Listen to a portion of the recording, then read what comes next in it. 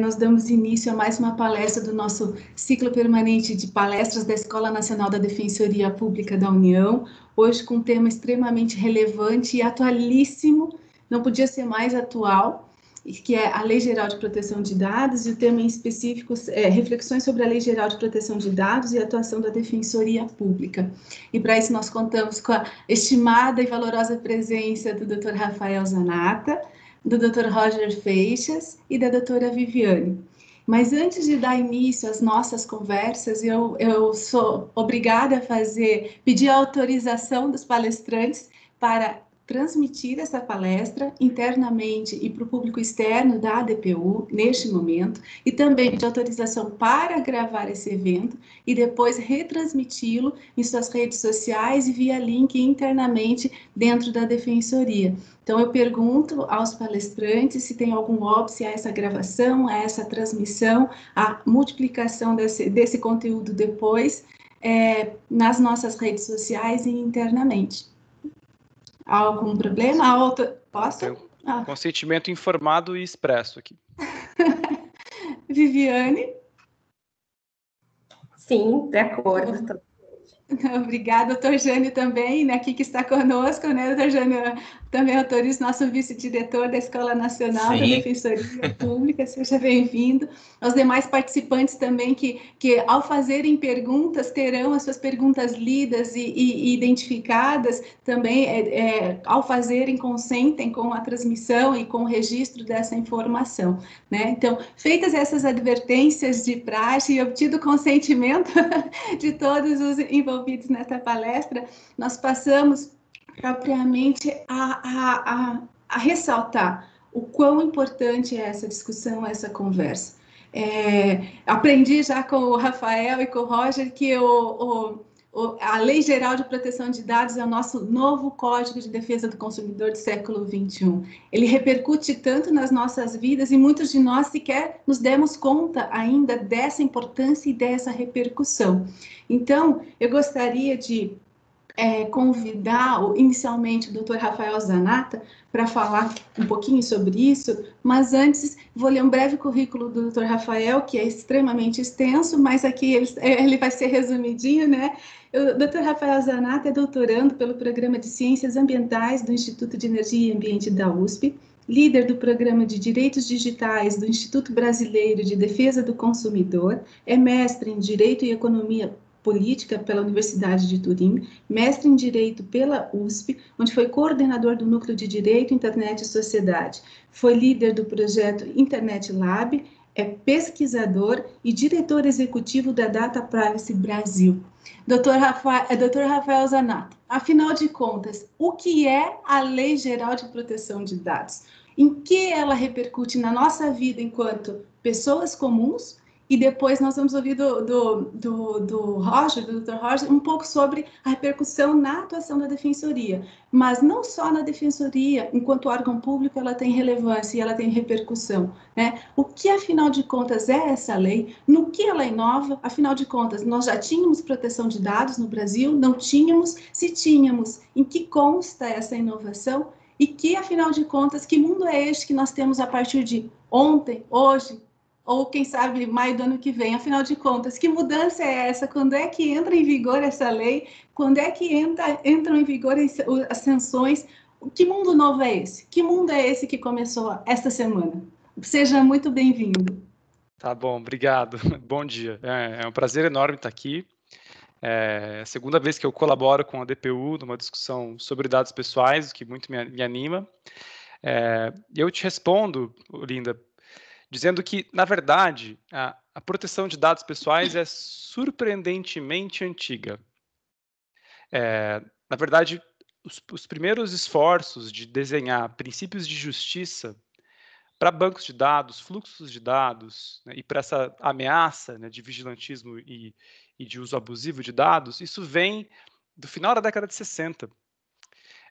Isso tem mais de 50 anos. Né? Eu estou produzindo um estudo também sobre como é que se deu a proteção de dados pessoais na área de crédito, né, e como é que o movimento antirracista nos Estados Unidos teve um papel fundamental nisso, o movimento de direitos civis, que deu uma origem a 1970, Em 69, uma grande discussão no Congresso sobre os mercadores da informação. Já se discutia naquela época a sociedade do dossiê, né, e os riscos também de um sistema centralizado, né, de dados, que era a proposta do governo americano de um National Data Bank. E todo aquele esforço gerou, em 70, uma legislação super de vanguarda na época, que é o Fair Credit Reporting Act, que inclusive é uma norma que o Antônio Hermann Benjamin e vários dos elaboradores do CDC se inspiram nela para construir o capítulo sobre informação do CDC, o artigo 43, etc., e que depois dá desdobramento a uma discussão que acontece tanto nos Estados Unidos quanto no OCDE, em vários países europeus, que é o desenho de princípios de justiça para o uso de dados.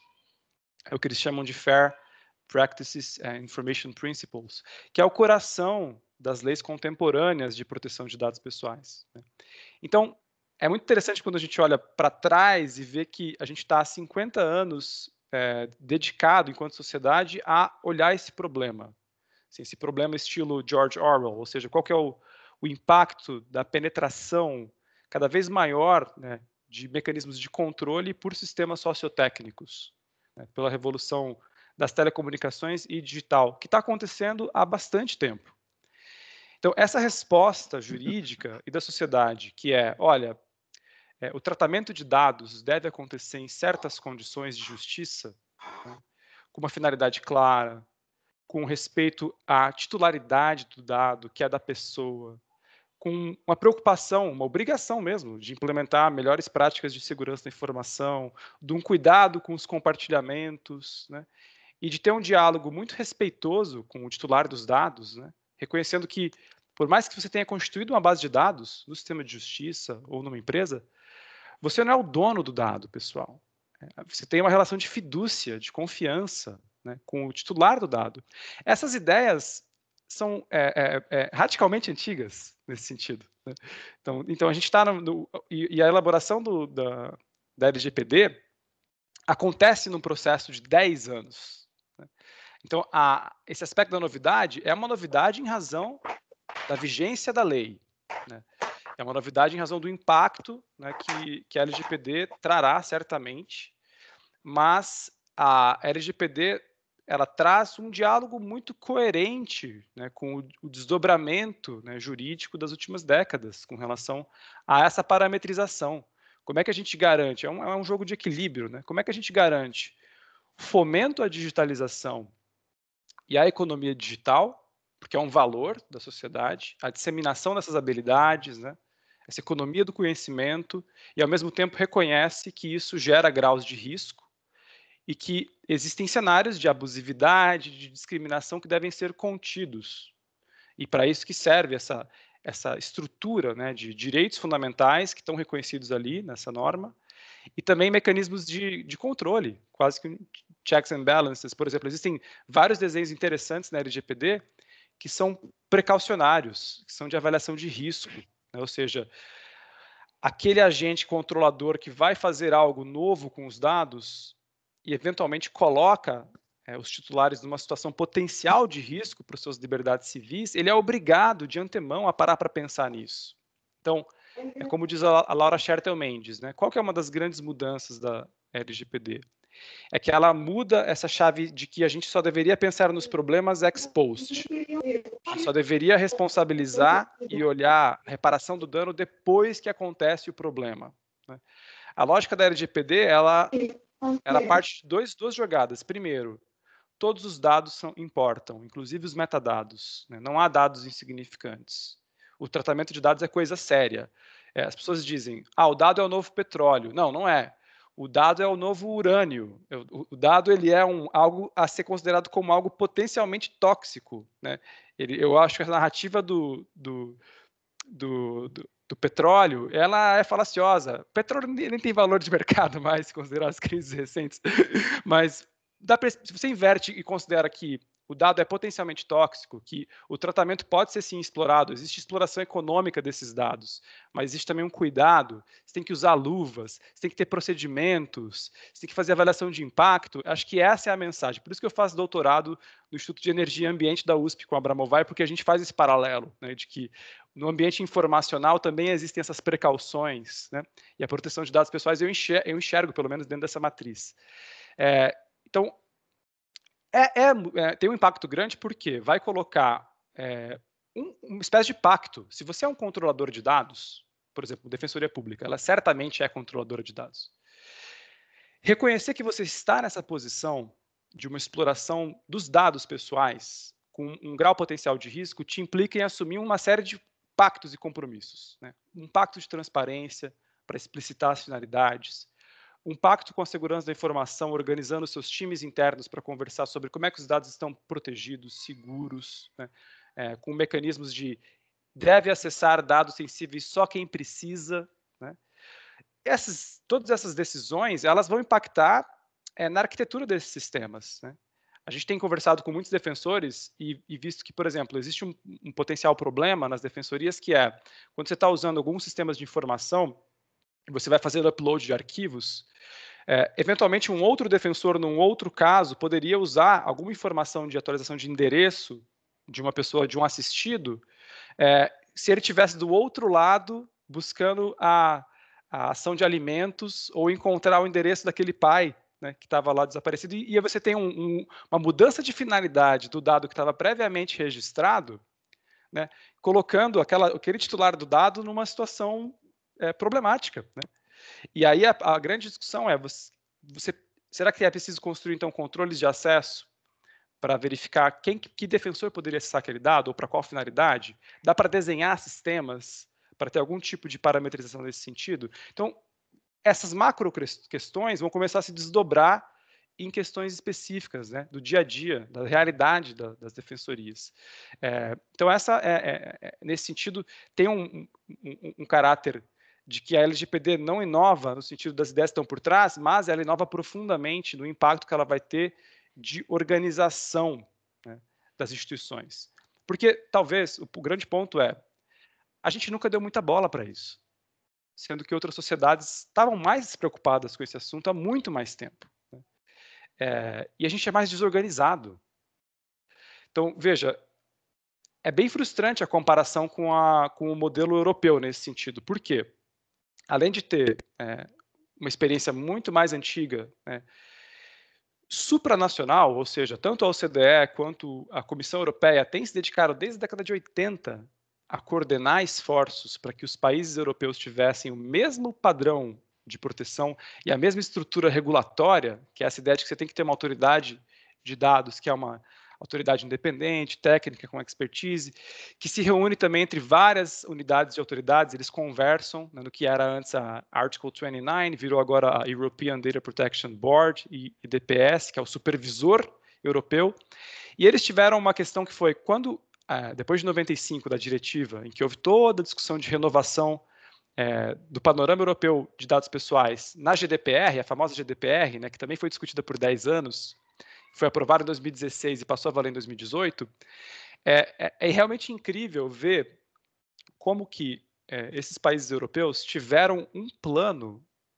de preparação para esse processo, desde 2016. Assim que a lei foi aprovada, eles começaram a desenhar planos de ação, procedimentos de adaptação, foi feita uma disseminação desse saber no sistema de justiça também, do poder público, porque o poder público também, enquanto controlador, ele tem que indicar encarregado, ele tem que cumprir todas as normas da LGPD ou da GDPR.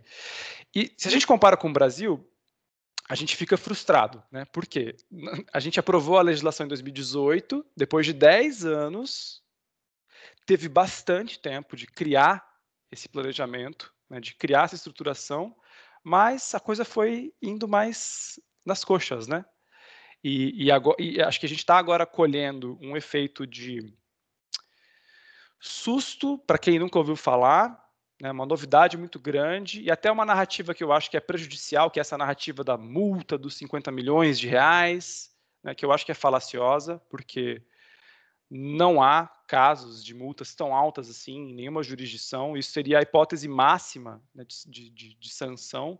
Na verdade, as pesquisas que a gente tem feito na ONG mostram que a média de sanção é baixa na União Europeia, em torno de 7 mil euros, né, se você olhar todo o estoque aí de multas de 2018 e 2019. Porém, acho que tem uma coisa do pânico, né, que é, olha, isso aqui é muito novo, muito sério, as multas são altíssimas e agora, ó, danou-se. Você tem, como rodou o meme ontem, né? Você tem 6 horas para criar o seu programa de governança de dados, né?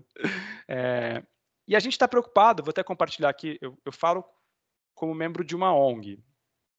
A gente está muito preocupado na ONG, então aqui está o site da Data Privacy, né? A gente criou uma ONG para isso, né? Para olhar como é que a gente auxilia, né, o próprio poder público nesse compromisso com proteção de dados pessoais e direitos fundamentais. Então, a gente tem algumas linhas de pesquisa, entre elas uma linha específica de poder público, e também uma questão que nos preocupa muito é a dimensão da tutela coletiva dos dados, porque a gente entende que a proteção de dados pessoais não é uma questão só de direito individual, mas também de direito coletivo e difuso. E como é que você coloca em andamento um compromisso com a LGPD, não só como instrumento, né, que esse é um ponto que pode ser visto pelos defensores, que é, olha, a LGPD vai nos dar uma nova arma, um novo instrumento de trabalho. As nossas ações civis públicas e a nossa atuação pode ser pautada agora por questões de dados pessoais, a gente pode começar a investigar controladores que fazem tratamento abusivo. Tudo isso é importante, certamente. A gente está confiante de que a LGPD importa muito para a atividade fim, mas também está preocupado com a atividade meio das defensorias. A defensoria enquanto controladora de dados, né? E isso a gente desenhou um dos projetos que está construído, é justamente um convênio com as defensorias estaduais para poder não só explicar o que é todo esse conteúdo da LGPD, então a gente tem um observatório da proteção de dados pessoais que tem boletins que saem semanalmente, a gente quer explicar isso para os defensores, como é que eles podem começar a entrar em contato com todos esses materiais, todas essas decisões que estão saindo de autoridades de dados pessoais no mundo inteiro, como é que você começa a criar um plano de estudo, né, pessoal, para poder entender esse universo, porque é um universo grande, né, o campo da proteção de dados pessoais. Entender isso, se capacitar, então tem aqui esse esforço de aproximação para explicar a origem da LGPD. A gente tem esse documentário chamado Memória da LGPD, que a gente são vários mini episódios com todo mundo que participou da construção da lei, todos os debates no Congresso durante 10 anos. Ele é dividido em 5 episódios para contar desde o começo como é que aconteceu e depois como que foi se desdobrando. Então, é importante entender essa origem, mas essa aproximação com as defensorias pela ONG está se dando também como um esforço de engajamento para construir em conjunto os programas de governança de dados. Então, a gente tem um pilar que é aproximação, troca de conhecimento e formação, com cursos gratuitos que vão começar agora em setembro com defensores. A gente já estava fazendo essa aproximação quase que ali, não informalmente, mas assim, abrindo bolsas para defensores, para os cursos que a gente dá na escola, e a gente agora estruturou isso como um projeto mesmo, para poder fazer esse engajamento com a formação e, ao mesmo tempo, acompanhar nos próximos 1 ano e meio a construção dos programas de governança de dados. Então, uma coisa que para mim é muito claro, Olinda, LGPD é muito importante para as defensorias, tanto da União quanto dos estados. Abre um campo importantíssimo, primeiro, de um cuidado interno, né? É preciso revisitar as integrações entre os sistemas, as formas de catalogação, se há dados excessivos. A defensoria atende muito população vulnerável e muitas pessoas que são militantes em movimentos também sociais, MTST, LGBT, tem dados sensíveis coletados o tempo todo, né? Existe um risco de vazamento desses dados, existe um risco de compartilhamento indevido, né, para outros órgãos. Existe um momento, uma conjuntura no Brasil no qual o compartilhamento de dados dentro do sistema de justiça e do governo está sendo contestado intensamente no STF.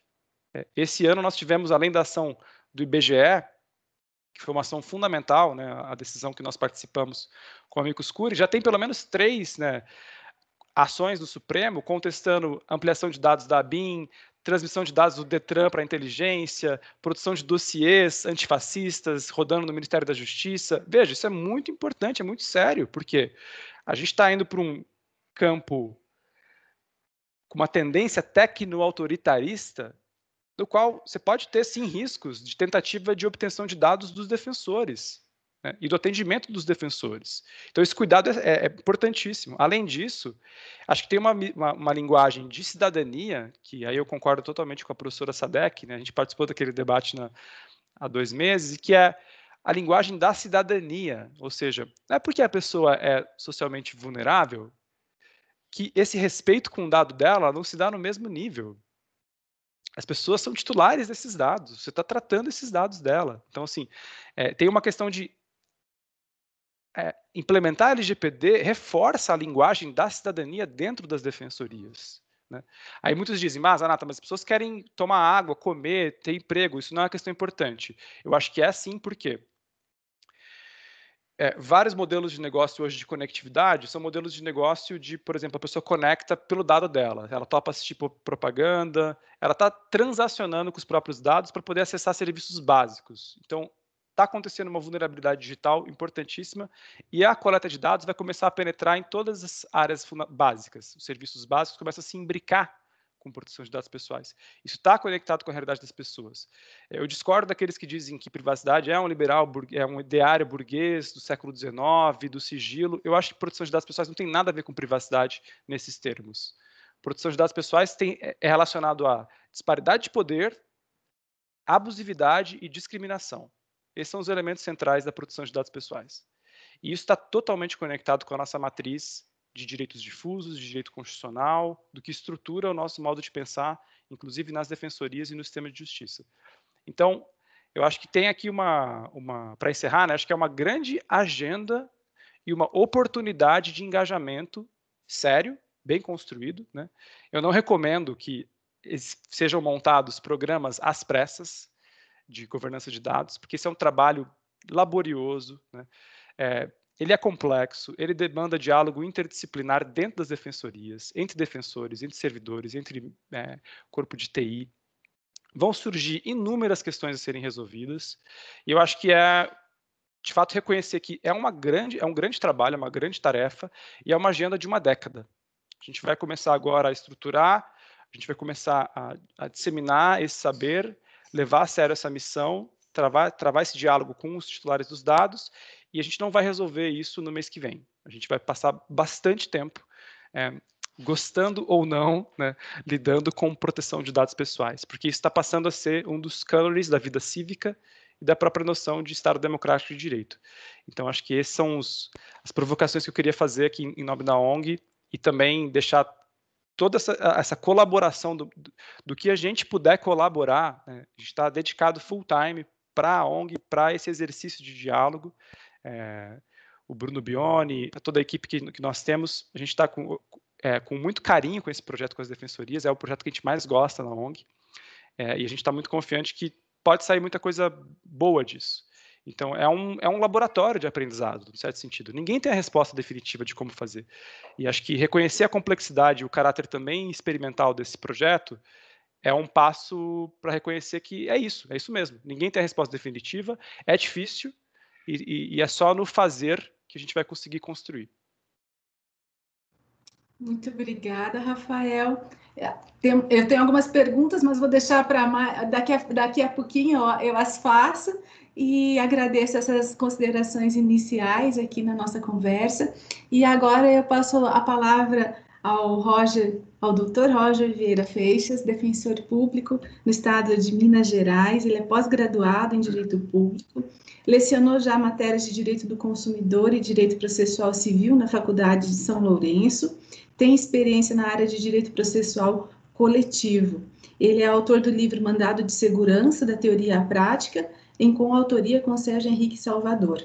E coautor da obra O Novo Código do Processo Civil e a Perspectiva da Defensoria Pública. Também coautor da obra Direito e Cinema, um tema excelente também para uma próxima conversa, né? Direito e Cinema, uma expansão dos horizontes jurídicos a partir da linguagem cinematográfica. E também é autor de outras obras aqui e também muitos estudos e dedicação agora intensa ao tema da LGPD e novas tecnologias também, né, Roger? Seja muito Sim. bem-vindo, nosso colega da Defensoria Estadual. É sempre uma alegria muito grande quando nós trazemos aqui para a escola essa integração entre Defensoria Pública da União e Defensoria Pública dos Estados. Seja muito bem-vindo mais uma vez e a palavra é sua. Bom dia a todos.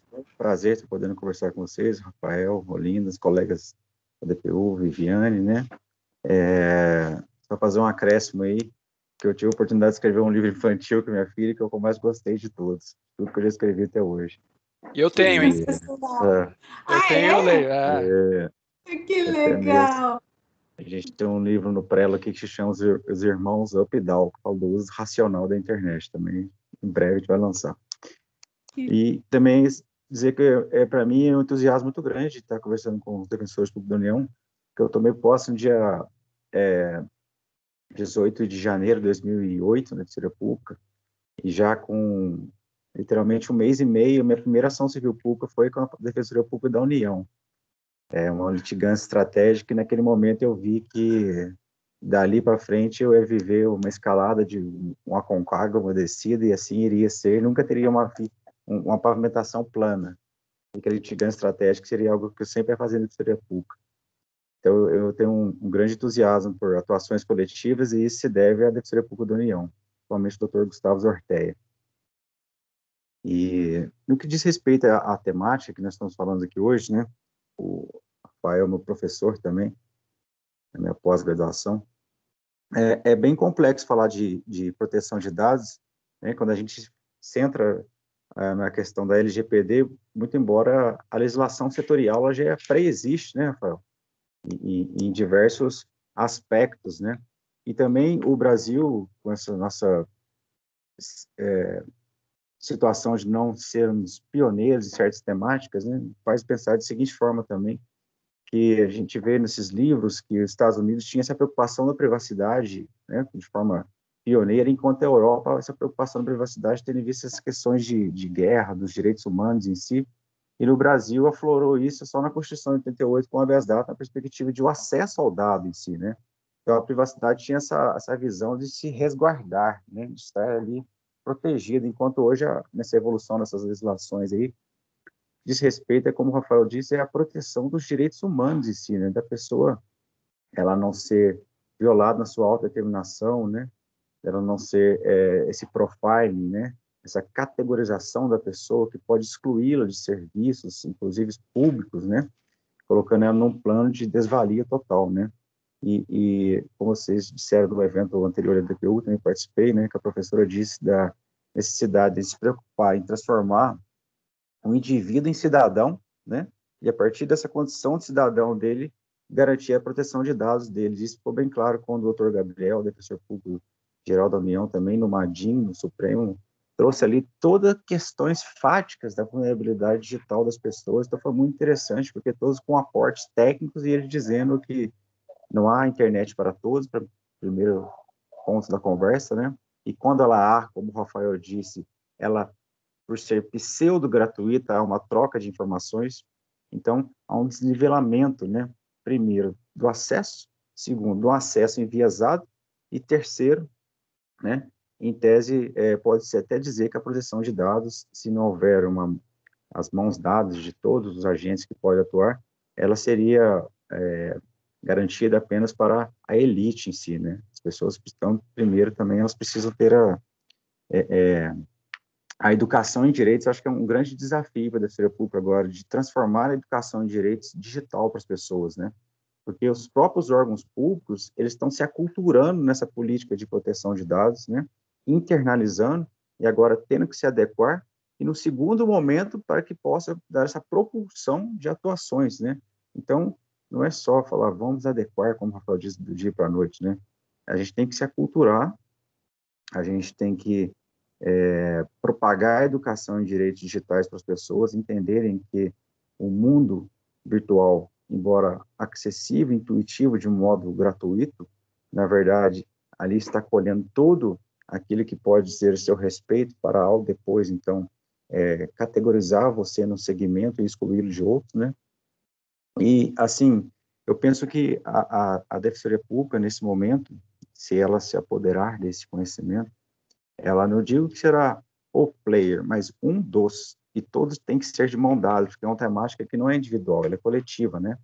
Tendo em vista em que essa Agência Nacional de Proteção de Dados, até agora criada formalmente, ela não tem o que a Defensoria Pública tem, que é essa independência funcional, essa autonomia de poder trazer ao debate de forma sincera e honesta e quiçá, multissetorial, né, o que realmente tem que ser apontado para que o governo ele possa não manter um sistema de vigilância, né, porque hoje no Brasil nós temos decretos federais aí que mantêm base de mais de 50 órgãos e por conta disso corre o risco de nós vivemos nesse momento de tecnicismo autoritário, né, como o Rafael disse.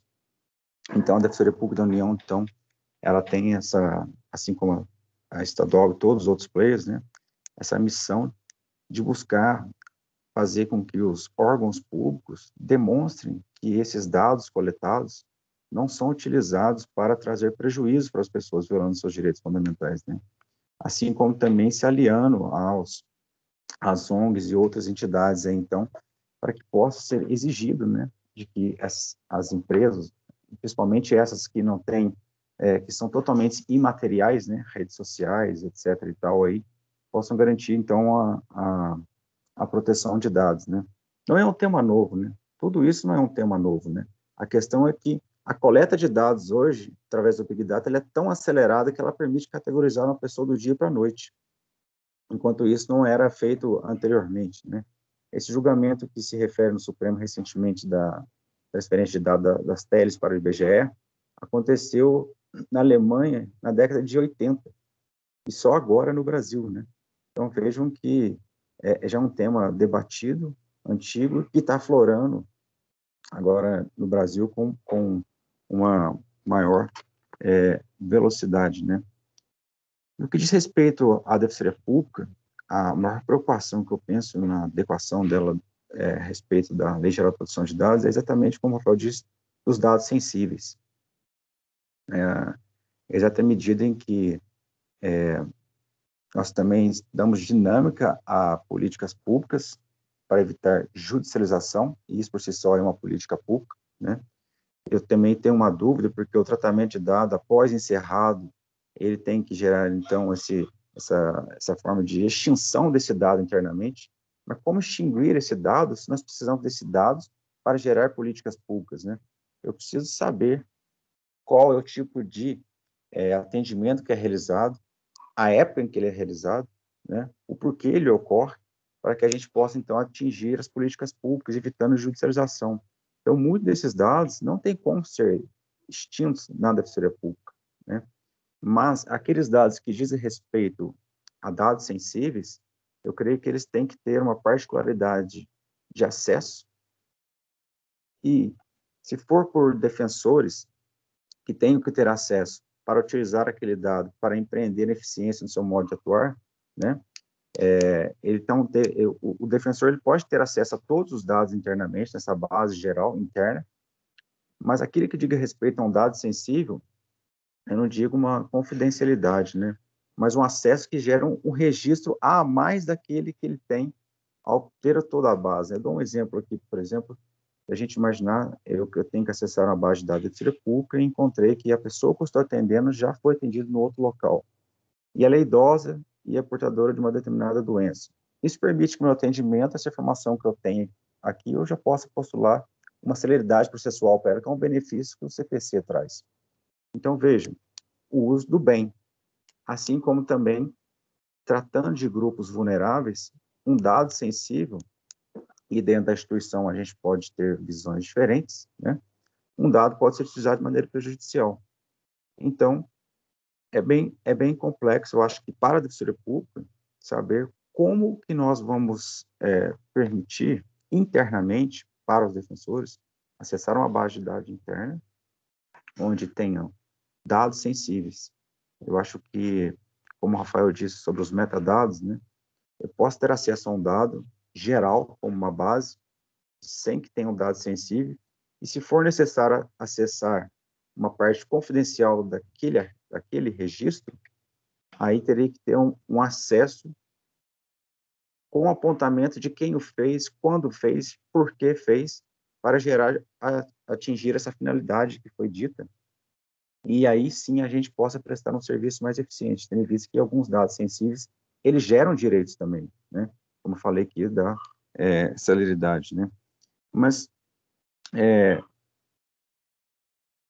assim como também uma grande preocupação, então, seria essa, da Defensoria Pública focar nessa questão de educação e direitos, baseado na educação digital, tendo visto que a nossa economia hoje ela é puramente digital, as empresas mais avaliadas hoje são aquelas que não têm patrimônio, né? O Uber, o Facebook, o Google, e também a gente possa aculturar essa norma, né? Dando projeção até mesmo como uma feição de ombudsmans com relação aos próprios outros órgãos do Estado, né? E os particulares. E, depois dessa aglutinação da educação e aculturamento, gerar atuações, né? Só fazendo um registro que, às vezes, a Defensoria Pública tem uma perspectiva de que só iremos fazer isso quando tivermos aquilo, né?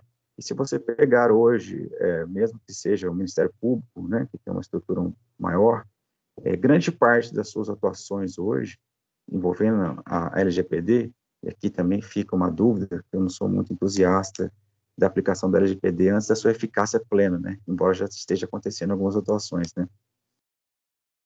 Foi feita a partir de dossiês de instituições com conhecimento técnico sobre o tema que aportaram esses dossiês no Ministério Público e a partir disso que gerou as atuações. É o exemplo aqui em Minas da questão do uso do CPF em farmácias, né? Que é uma associação com alto conhecimento sobre proteção de dados, muito além de LGPD, elaborou esse dossiê, então, para que o Ministério Público pudesse atuar nessa temática. Então, assim, é um tema até mesmo envolvendo o serviço público, a Defensoria Pública, que ele é interdisciplinar. Então, assim, eu vejo comitês sendo gerados e que, às vezes, não incluem as pessoas que têm cognição de TI, né? Assim como outros setores em que os dados também são transitórios, né? RH, setor de convênios, etc. e tal.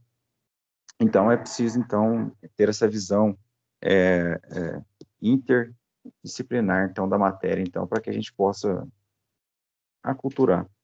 Em linhas gerais, seriam isso, né?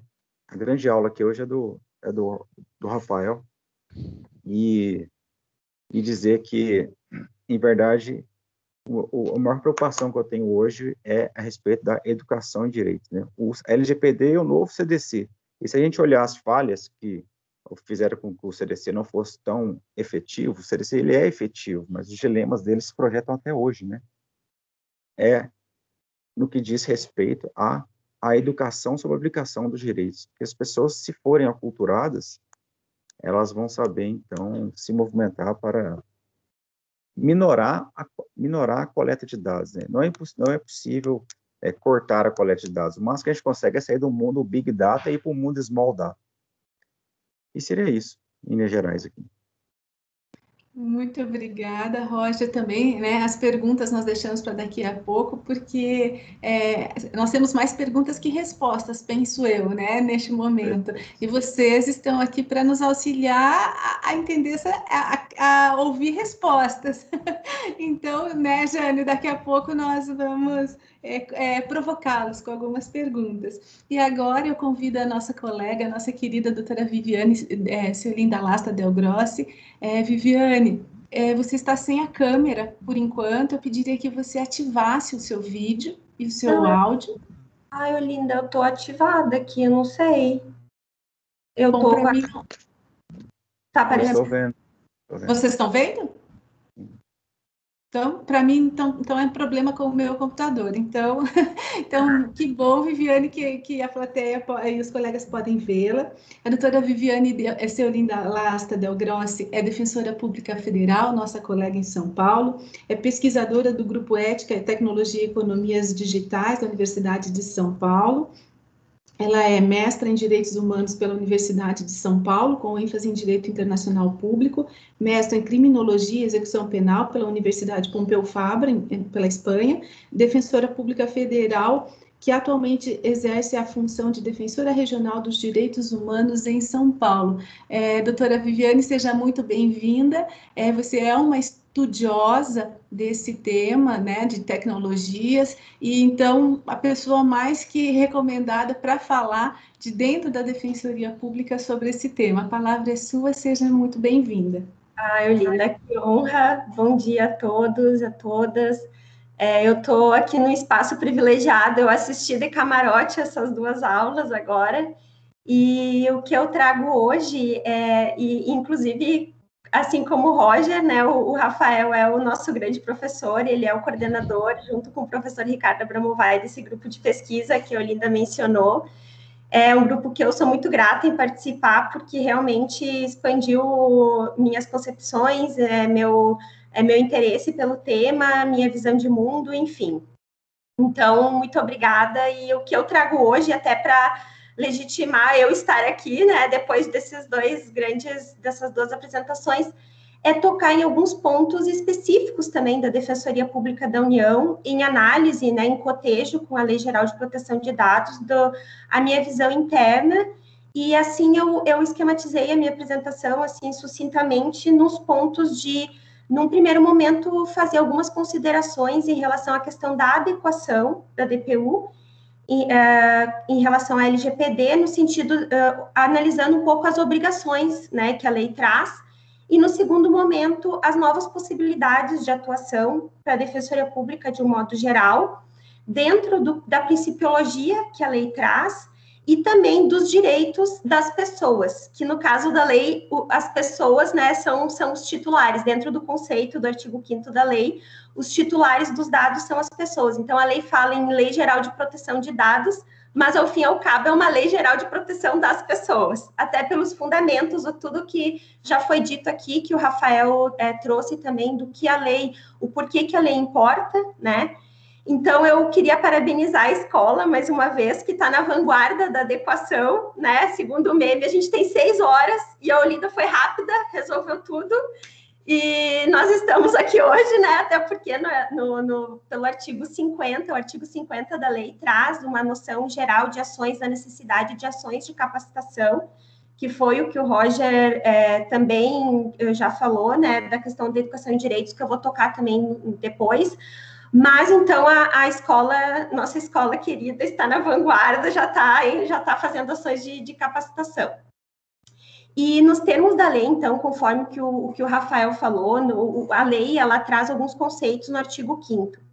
E aí a gente entende que a defensoria, ela é um agente controlador, né? Ela nessa cadeia de tratamento de dados, a defensoria é um agente controlador. E trata especificamente e prioritariamente com dados pessoais sensíveis, né? Dentro do que a lei explicita, né? Como dado pessoal sensível. E é uma das poucas instituições, eu acho que se não quiçá a única, em que a pessoa declara voluntariamente a sua renda, o valor da sua renda. Então, são aspectos que a gente deve levar muito em conta do porquê que a Lei Geral de Proteção é um marco importante e importa na vida de todos nós, não só dos nossos assistidos, mas também da gente como colaborador da instituição e como ser humano de um modo geral, né? Como parte da sociedade. Então, é importante a gente, até trazendo a tua pergunta inicial, de se a gente não tinha uma proteção de dados, né? E, assim, a lei, ela não traz, ela não diz respeito só à proteção de dados em meios eletrônicos. Ela também serve para o mundo analógico, porque no artigo 5º fala em bancos de dados eletrônicos ou físicos. Mas, assim, por que, então, que a lei só foi aprovada, digamos, em 2018, né? Então, o Rafael já trouxe um pouco de histórico, né? Ela começa a ser discutida em 2010, e, obviamente, o impacto da coleta pelos meios eletrônicos, pelos meios digitais, é sem precedentes, né? A gente fala que a gente ingressa na 4ª Revolução Industrial, então, tem essa questão dessa coleta massiva, e só que também tem o aspecto da aprovação da Lei Geral de Proteção de Dados Europeia, que, querendo ou não, impulsiona também, por conta da questão de, se o país não está adequado, também as empresas não podem fazer negócios com empresas da União Europeia, tem toda uma questão global, sendo que muitos países da América Latina, por exemplo, o Chile, o Uruguai, eles já tinham leis, há muito tempo eles já têm leis de proteção de dados. Então, o Brasil, ele, como esse líder da América Latina, a gente estava atrasado nesse aspecto de ter uma lei de proteção de dados. E eu acho interessante uma metáfora que o professor Silvio Meira, que, do Porto Digital, ele faz, que ele diz assim, que das nuvens também chovem dados. E para quem acha que eu vou dizer que a LGPD é o guarda-chuva, não, a LGPD não é o guarda-chuva para nos proteger, né? No caso, a LGPD, ela cria um ecossistema em que as instituições vão fazer esse papel de resguardar os dados dos seus usuários, dos seus clientes, dos seus colaboradores. Então, assim, a LGPD, ela traz estratégias para capacitar as instituições a exercer essa proteção de dados, né? E como todo guarda-chuva, eu acho que, nesse aspecto, a lei não é o guarda-chuva, porque ela, inclusive, prevê coisas que um guarda-chuva não... né? A metáfora eu acho bem interessante, porque meu filho de 4 anos, ele perguntou esses dias o porquê que a gente sempre ficava com o pé molhado. E eu acho que é uma metáfora perfeita, porque, assim, o guarda-chuva, para mim, é uma das invenções mais precárias que a gente não conseguiu ainda aprimorar, né? Então, ao fim e ao cabo, com a questão do tratamento de dados, a gente sempre corre o risco de ter vazamentos, né? Então, assim, por exemplo, recentemente houve o vazamento dos dados do clube de descontos do governo, em que dados de muitos, praticamente de todos os servidores públicos federais que utilizavam esse programa, inclusive de servidores da ABIN, né, da Agência Brasileira de Inteligência, foram expostos. Então, a lei, ela também prevê mecanismos para minimizar e evitar também, né, minimizar e prevenir essa questão do vazamento de dados. E, nesse sentido, a adequação da Defensoria Pública é também para evitar esse tipo de ocorrência, porque, como o Rafael falou, não é só a questão da multa ou do aspecto financeiro, tem a questão da credibilidade da instituição, da legitimidade social. Eu, no DRDH, muito bem lembrado pelo Rafael, nós lidamos cotidianamente com pessoas de movimentos sociais, fazemos reuniões, articulamos pautas estratégicas, e a lei traz, inclusive, como fundamento, no artigo 2º, a preservação da liberdade de expressão, da liberdade de opinião. Então, a lei, ela tem um fundamento de proteção de dados, mas justamente para nos proteger. E a Defensoria Pública, como controladora desses dados, a gente tem uma responsabilidade com todos esses parceiros, né? E também, assim, pelo simples fato, eu refletindo sobre os dados que a gente trata, mas, assim, o simples fato da pessoa ser identificada como assistida da defensoria pode gerar uma perfilização negativa para ela. O que a gente pode depreender se eu sei que a Olinda é assistida? Eu posso depreender a classe social que ela está, eu posso depreender que ela não tem uma rede de apoio adequada, em muitos casos, né, um apoio social, familiar. Então, assim, são tantas coisas que advêm do simples fato de se categorizar, da pessoa divulgar, né, desse saber que a pessoa é assistida, que bastaria isso para a gente realmente se preocupar com a questão da adequação e da proteção de dados da Defensoria Pública, da segurança digital, né? E o artigo 6º, ele traz alguns princípios em que eu destaco a finalidade, a transparência e a necessidade dessa coleta de dados. Então, nesse aspecto, é interessante a gente observar que a lei não proíbe a coleta. A lei ela disciplina uma forma de que a pessoa, de que o titular do dado, ele possa ter pleno controle sobre o que ele quer divulgar, o que ele quer utilizar e que dados que vão ser úteis para ele conseguir, por exemplo, uma pretensão. A defensoria pode utilizar o dado, mas no interesse dele, né? Então, nesse aspecto, como o Rafael já trouxe, o Roger também, a gente, na Defensoria Pública da União, eu vejo que talvez seja necessário a gente fazer uma revisão e uma reavaliação, por exemplo, dos formulários de atendimento. E, inclusive, uma padronização nacional entre as sedes, entre todas as sedes do país, claro, respeitadas as peculiaridades regionais, mas para saber se para determinada pretensão aquele dado realmente importa. Porque eu acredito, assim, que antes a gente atuava na lógica de quanto mais dados, melhor, para prevenir o retorno do assistido, né? A gente, para evitar que o assistido voltasse para a instituição, às vezes a gente coletava mais do que era realmente necessário para aquele caso. O Rafael já trouxe que, na palestra com a professora Maria Tereza da questão da mudança da finalidade, hoje também ele mencionou, a gente usa para uma pretensão e se verifica no meio do caminho que a pessoa tem direito a outra coisa. Então, assim, a pessoa ela tem que ser informada disso. Então, a gente vai ter que realmente reformular nossa mentalidade de utilização desses dados, de segurança digital, porque outro aspecto que eu acho, aliás, e concluindo essa parte, a gente não pode mais coletar dados por simplesmente coletar sem qualquer finalidade. Então, levando em conta a principiologia da lei, a gente tem que ter uma finalidade para a coleta desse dado, uma explicação. E, então, tem as perguntas, né, que até quando o dado precisa ser mantido? Será que quando arquiva o PAG a gente não deveria eliminar? Ao invés de manter lá como PAG arquivado, será que a gente não deveria eliminar esse PAG para o dado não ficar ali constando na nossa base? Então, são perguntas que a gente vai ter que se fazer para rever os nossos procedimentos, né?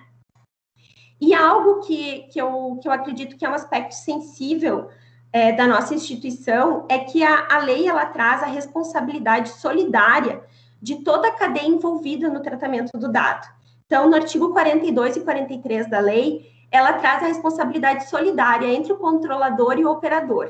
Por exemplo, a nossa tecnologia, a nossa TI é terceirizada.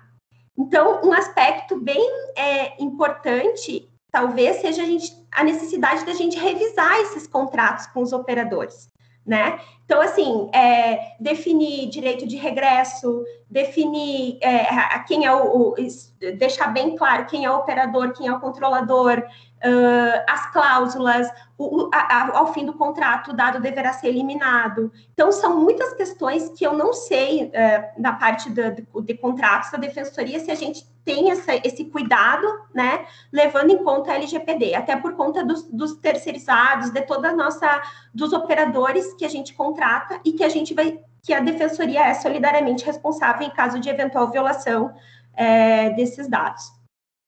Então, assim, o primeiro grande momento que a lei traz de adequação e que o Roger já falou da questão interdisciplinar, é uma necessidade de mapeamento, né? É um autoconhecimento da organização, que é trazido no artigo 37. O inventário dos dados, os processos, desde a coleta até a eliminação.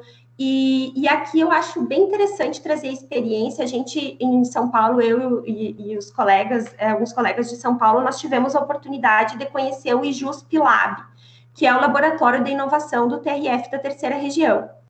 E foi faz um ano e pouco que a gente foi. E, assim, a grande tecnologia do laboratório era o mapeamento do processo da informação, para identificação de gargalos, para identificação de onde aconteciam demoras nos processos administrativos e judiciais. Então, assim, o que a gente precisa realmente é de uma atividade contínua. Então, assim, o arquivo é um inventário, né, da nossa instituição, algo que eu também sempre falo, venho falando, acho que há muito tempo, eu digo que a gente precisa de diagnósticos de dados, né? E o relatório, que acredito que o relatório DPU 2040 possa ser de grande utilidade, porque esse relatório, ele mapeou todas as áreas da nossa instituição, né?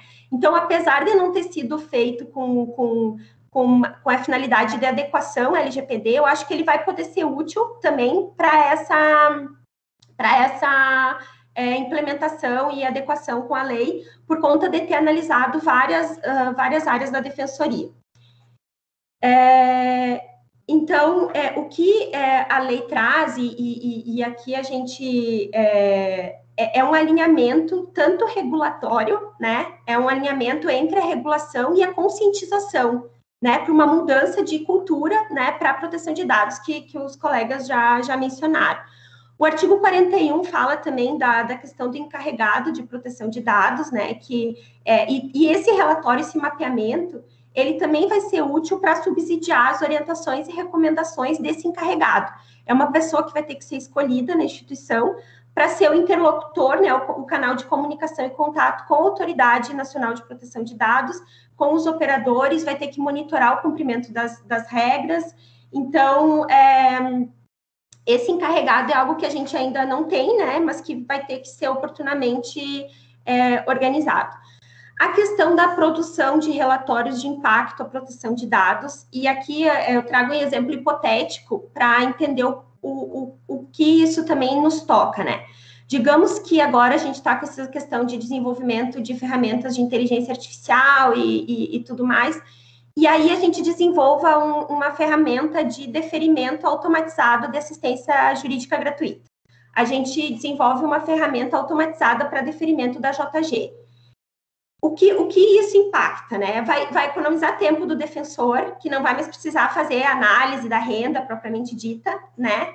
Mas, para isso, a gente vai ter que ter um mecanismo de explicação para o assistido, né? De como o algoritmo, digamos, chegou àquela conclusão, né? Que é um dos direitos da lei, que é da explicabilidade, né? De ter direito também à revisão das decisões automatizadas. Nesse aspecto, antes de implementar essa ferramenta, a gente tem o dever de gerar um relatório de impacto à proteção de dados por conta de o que aquilo pode gerar de prejuízo, por exemplo, se a gente usar análise de outras bases de dados, se a gente tiver a possibilidade de verificar as bases de dados que a gente tem acesso de outros órgãos. Então, a gente, para poder utilizar essas bases de dados, a gente também vai ter que estar adequado, né? Vai ter que gerar esse relatório de impacto, né? Para poder desenvolver essa ferramenta. Então, esse relatório, eu falo que ele tem dois vieses. Esse interno, né? Da gente ter que fazer isso em eventual implementação de novas ferramentas e no nosso processo mesmo. Outra coisa que eu acredito que seja interessante é que na possibilidade, quando isso se vier a ser qualquer ferramenta automatizada, que isso não importe em ônus excessivo para o defensor justificar ele querer rever por exemplo, houve o deferimento, né?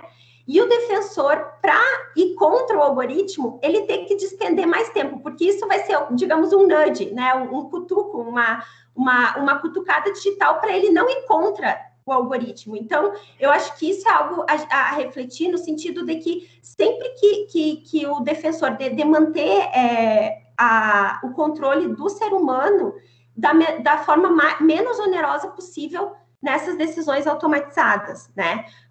Que isso também depois eu vou tocar em que a gente verifique em outros casos, mas que a gente tem que levar em conta, porque senão o defensor ele não vai rever uma decisão se ele tiver um ônus excessivo para fazer isso, né? Para ter que fazer isso. E nisso a gente também, nesse viés, a gente também tem o dever de cobrar dos órgãos, das outras instituições, a geração desse, né, a elaboração desse relatório de impacto à proteção de dados. E isso foi uma atuação que, apesar de na época, a Lei Geral de Proteção de Dados ainda não ter entrado em vigor, mas é algo que a gente menciona na ação autônoma de produção de produção antecipada de provas, na questão do reconhecimento facial no metrô aqui de São Paulo, que a Defensoria Regional de Direitos Humanos atuou também em conjunto com várias outras instituições, em conjunto com a Defensoria do Estado, o Coletivo de Advogados em Direitos Humanos, o IDEC, várias instituições super qualificadas, e isso foi um pedido. Então, os defensores, eles têm que estar qualificados e terem noção desse novo meio, para a gente poder, inclusive, fazer essa cobrança externa, né, essas atuações e nesse sentido. O que eu também, acho que é o último aspecto, assim, que eu acho interessante mencionar da questão da adequação, são as bases legais para tratamento dos dados, que elas vêm previstas no artigo 7º, e elas não têm nenhuma sobreposição hierárquica. A primeira base de dados seria o consentimento da pessoa.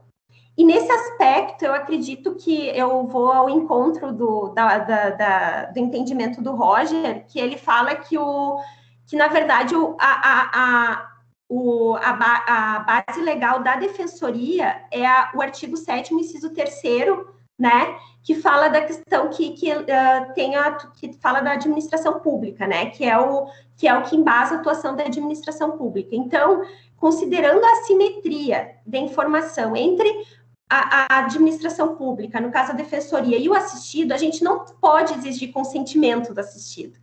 Né, o nosso público-alvo, ele é extremamente, a gente fala, analfabetos digitais, analfabetos funcionais, né, na época que, agora analfabetos digitais também, mas assim, muitas vezes são analfabetos funcionais.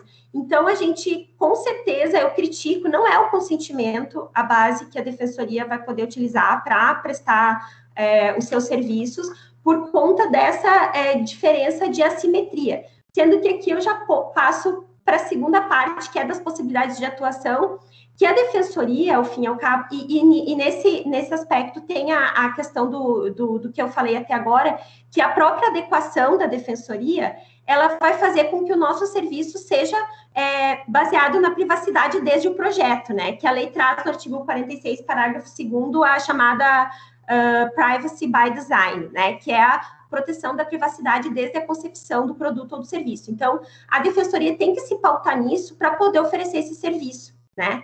E diminuindo. Então, a defensoria, ela é um ponto, a gente tem que se enxergar como um ponto de reequilíbrio, né? De reequilíbrio de forças e redução de assimetrias entre o Estado e as pessoas. Então, é difícil cobrar consentimento livre, informado, inequívoco de uma pessoa que muitas vezes não entende nem o que a gente está falando, né?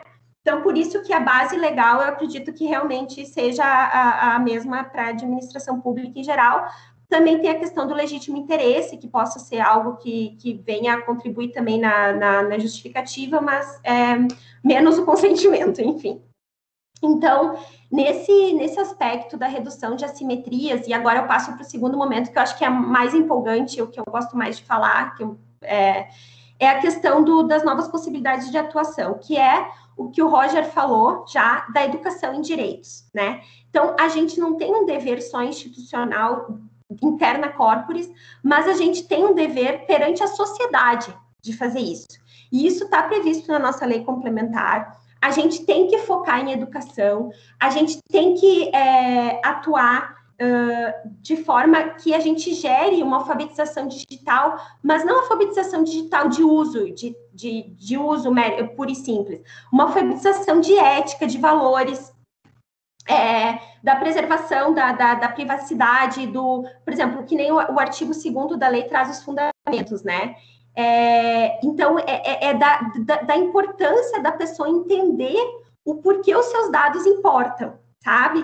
E aí é o que eu falo, que a lei, o que eu falo, retomo o que eu falei no início, que a lei, ela nos protege, né? Ela protege as pessoas e sendo uma expressão máxima do princípio da dignidade da pessoa humana. Porque sem essa proteção de dados, a gente não tem um senso de livre expressão. Eu não posso... O Rafael lembrou do livro Os Dados e o Vírus, do Data Privacy, e teve um colega que ele escreve sobre a questão do estigma. Então, assim, a proteção de dados, ela evita a discriminação e, ao fim e ao cabo, a estigmatização social, né? Porque eu tenho o direito de revelar para as pessoas só o que eu quiser. Então, assim, é o direito da pessoa de ser quem ela quiser, conforme os seus critérios, o seu senso de propósito, o seu senso de pertencimento. E, então, assim, nesse aspecto, educação em direitos, a Olinda sabe que a escola é uma dos nossos ramos que eu mais prezo e valorizo, tem um papel fundamental nessa linha. E assim como... E eu sempre digo que a gente deve focar nas crianças, sabe? Assim como o Roger e o Rafael também falou, eu tenho me dedicado também a escrever algumas histórias infantis, né? Em relação a essa questão de se a vigilância substitui a educação, né? As máquinas são nossas aliadas, né? Os robôs, a tecnologia é nossa amiga, né? Explicando uma linguagem infantil. Mas nós, ao fim e ao cabo, cotidianamente a gente traduz para a linguagem das máquinas algumas coisas e traduzimos da linguagem delas para nós e traduzimos algumas coisas humanas para a linguagem das máquinas, né? A questão do aprendizado de máquina. Mas e o que não é traduzível, né? O que não tem tradução? Então, esse é um pouco o mote do que eu acho bem interessante, até porque eu falo que a gente está numa época em que a gente é um pouco geração cobaia, né? Tanto os pais quanto as crianças, a gente está um pouco perdido em como lidar. E nisso eu quero até fazer uma propaganda do podcast do Data Privacy, que é o Dadocracia, em que eu tive a grata alegria de ficar sabendo do projeto Juventude Privada, que é um projeto de uma organização que ela capacita, ela tem a intenção de capacitar os jovens sobre a importância da proteção de dados pessoais. Então, lideranças juvenis, enfim, eu achei super interessante, estou pesquisando mais a respeito também. O Instituto Alana fez uma série de debates também tem uma série sobre ser criança no mundo digital, que eu também recomendo, porque fala, como o Rafael falou, eu acho brilhante. A gente ainda não tem, por exemplo, para alimentos pouco nutritivos, a gente já tem rótulos, né, com a informação nutricional.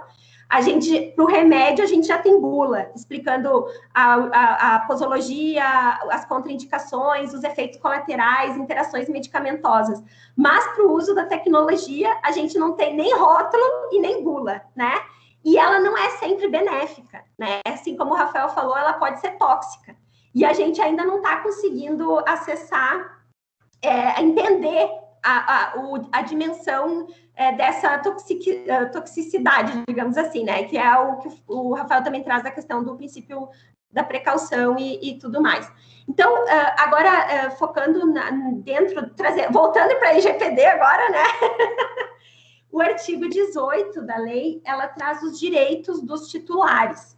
E esses direitos, eles são em relação à confirmação da existência do tratamento do dado, do acesso, da correção de dados, né, de dados que estejam incompletos, desatualizados, anonimização, eliminação, portabilidade, direito à informação, né, e a oposição, né, direito à revisão do dado coletado de forma irregular. O artigo 20 da lei, eu quero só ler, porque eu acho que é bem interessante para um potencial de atuação da Defensoria Pública, que é assim: o titular dos dados tem direito a solicitar a revisão de decisões tomadas unicamente com base em tratamento automatizado de dados pessoais que afetem seus interesses, incluídas as decisões destinadas a definir o seu perfil pessoal, profissional, de consumo e de crédito e os aspectos da sua personalidade. Então, e o artigo 22 fala que a defesa dos interesses e dos direitos dos titulares de dados poderá ser exercida em juízo individual ou coletivamente, né, na forma da legislação. Então, assim, por que a gente tem que se qualificar e entender esse novo contexto, esse novo cenário? Porque as decisões automatizadas, elas não são neutras e nem objetivas. Elas são baseadas, elas reproduzem os preconceitos humanos, elas têm o potencial de reproduzir tudo que a gente vê no mundo real, digamos assim. Então, essas decisões automatizadas, elas têm que ter uma explicabilidade, aquilo que eu já falei da questão do deferimento automatizado da JG, por exemplo, a pessoa tem que, esse algoritmo, ele tem que ter, a gente tem que conseguir entender todo o mecanismo de como ele chegou àquela conclusão, entende? Então, e quem vai fazer essa interlocução com essas decisões e as pessoas? É a Defensoria. A Defensoria também é um ator nesse contexto, de fazer essa atuação judicial, extrajudicial, de solicitação e tudo mais. Então, aqui, por exemplo, seleções, eu até teria vários exemplos para falar, vou falar só a questão, por exemplo, de seleção para processos seletivos de empresas. Muitos processos seletivos já são automatizados. Então, é o algoritmo que define quem vai ser convocado para entrevista e quem não vai. dentro de milhares de currículos. E aí alguém pode dizer assim, mas tudo bem, as pessoas não são neutras, qual é a diferença, né? As pessoas não são neutras, juízes não são neutros, todos temos os nossos valores, os nossos vieses. A questão, na minha opinião, é a escala do impacto, né? Tipo, se um juiz fizer dano a uma pessoa, dentro dos vieses dele, vai ser uma pessoa, não vai ser uma escala industrial, que é utilizada pela tecnologia agora para análise de currículos, de base de dados, de concessão de crédito, análise preditiva de policiamento policial preditivo, né, que faz a predição da reincidência também. Nós temos, eu acho que aqui os colegas, quem gosta do tema, né, a gente sabe de inúmeras hipóteses de decisões automatizadas que são adotadas, e aqui eu queria só lembrar, sugerir a leitura do Fórum DPU, do nosso informativo Fórum DPU, volume 4, número 15, de 2018, em que a gente tem uma entrevista com o Bruno Bioni, justamente sobre a questão da LGPD e essas potenciais de atuação. E aí o Bruno, eu falei com ele, e ele falou que as perguntas eram muito compridas. E realmente eu fui reler o fórum, as perguntas são gigantes. Mas vale a leitura justamente pelos leigos, entende? Porque a pergunta já explica, reexplica e desexplica, enfim. Mas aí tem essa questão das decisões automatizadas, da questão do preconceito, né? Então, assim, a pergunta o que até está feita lá no Fórum DPU, a quem recorrer quando há suspeita de que o algoritmo discrimine, né? A quem nós recorremos quando há essa suspeita? Então, a LGPD traz, no artigo 20, né, o que se deve fazer com as decisões tomadas, unicamente decisões automatizadas, né? Que é a pergunta, o que a gente pode fazer quando há suspeita de que um algoritmo nos discriminou? Né? E para isso o defensor público ele tem que estar qualificado para atuar, ele tem que entender algumas coisas, a gente tem que estar também em contato com outros profissionais para a gente conseguir atuar de forma qualificada e legítima. E assim, para finalizar já, quanto à questão da proteção de dados em si, da questão do compartilhamento, teve uma atuação, agora o Rafael também lembrou de compartilhamentos com outros órgãos públicos, e aí eu aproveito para falar do artigo 4º da LGPD, que são as exceções em que a LGPD não se aplica, né? Que é no caso da segurança pública. Mas nós tivemos uma atuação do DRDH, de vários DRDHs, do Gabriel de Porto Alegre, o Thales, o Atanásio, em relação a uma portaria do DPEM, publicada agora durante a pandemia, que ela exige o compartilhamento de dados das pessoas monitoradas por tornozeleiras eletrônicas com as secretarias de segurança públicas dos estados. Isso, sem autorização judicial, essa portaria exige o compartilhamento, em que deve constar endereço da pessoa. Então, assim, é um compartilhamento totalmente legal.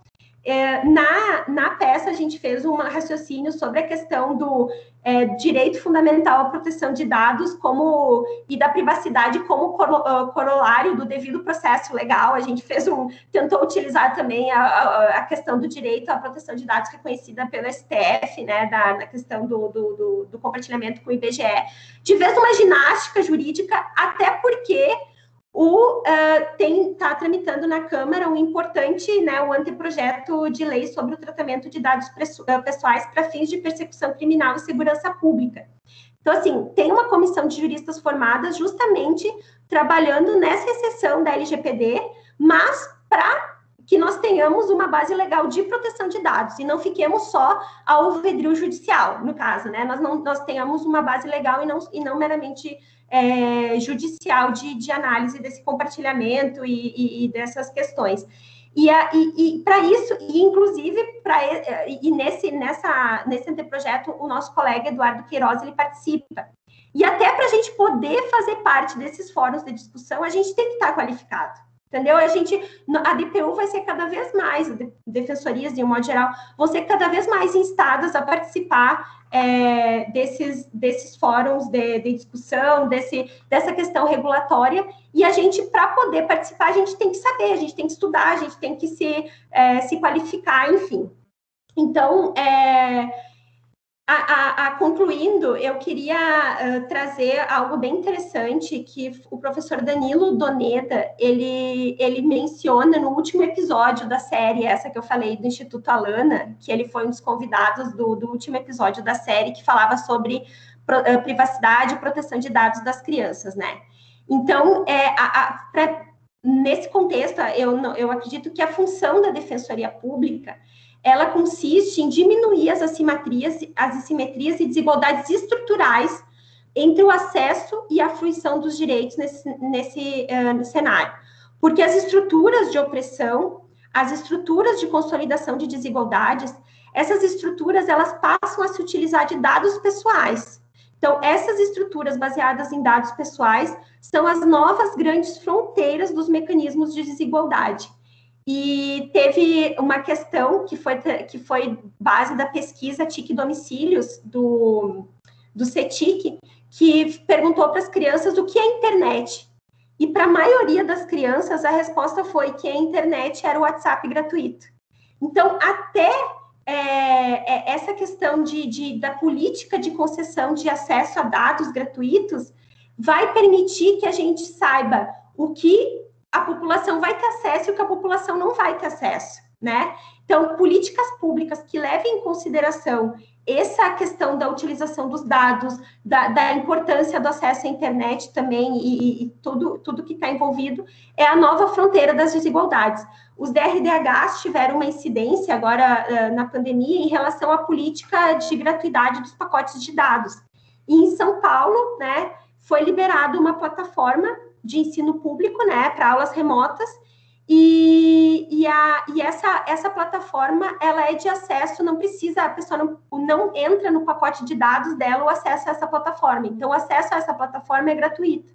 Então, isso também é algo que a gente vai ter que ficar atento, vai ter que manter no radar, e depois também verificar a questão de coleta de dados dessas crianças, que também está previsto na LGPD, mas, enfim, nós vamos ter que, de certa forma, ser um ator apto a monitorar também todo esse ecossistema que a gente está envolvido. E de forma com que a gente também esteja nessa fronteira, né, de análise dessas desigualdades. Obrigada, é isso. Muito obrigada, Viviane, é sempre uma alegria ouvi-la.